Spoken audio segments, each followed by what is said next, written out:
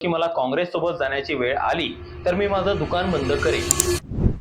मुंबईच्या उत्तर मध्य मुंबई लोकसभा मतदारसंघात ज्येष्ठ विधिज्ञ उज्ज्वल निकम यांचा पर्यायाने भाजपचा विजय निश्चित मानला जात होता। परंतु आता रमजान शेख या MIM पक्षाच्या उमेदवारामुळे या विजयावर शिक्कामोर्तब झाल्याचं मानलं जात आहे। कारण आतापर्यंत मुस्लिम मतदार हा काँग्रेसची वोट बँक होती।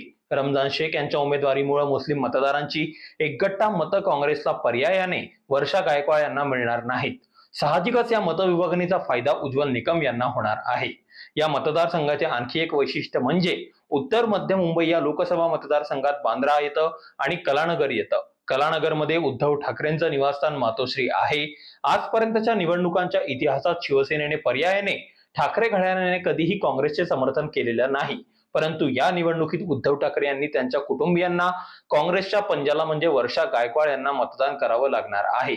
उद्धव ठाकरेंवर जाहीरपणे हे सांगण्याची वेळ आली आहे। यापेक्षा उद्धव ठाकरेंची दुसरी कुठली शोकांतिका असू शकते का, असा प्रश्न विचारला जाऊ लागला आहे। बाळासाहेब ठाकरेंनी वेळोवेळी सांगितलं होतं की मला काँग्रेस सोबत जाण्याची वेळ आली तर मी माझं दुकान बंद करेन। आता त्यांच्या कथित वारसदारांना काँग्रेसला नुसता पाठिंबाच नाही तर मतं सुद्धा द्यावी लागणार आहेत। ठाकरे गटामध्ये जे कट्टर हाडाचे शिवसैनिक आहेत, जे अजूनही बाळासाहेबांचे विचार मांडतात आणि त्या विचारांना पुढे नेण्याचा प्रयत्न करतात, त्यांच्या पचनी ही गोष्ट पडणार आहे का? पक्षाचे नेते एकत्र आले तरी कार्यकर्ते नेत्यांच्या भूमिकेशी सहमत होतात, हा प्रश्न आहे।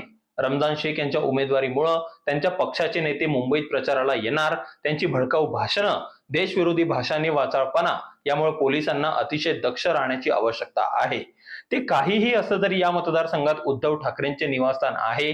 त्या मतदारसंघात त्यांचा उमेदवार नाही आणि त्यांनी ज्याला पाठिंबा दिला आहे त्या उमेदवाराचा पराभव त्यांना स्वतःच्या डोळ्यांनी पाहावा लागणार आहे।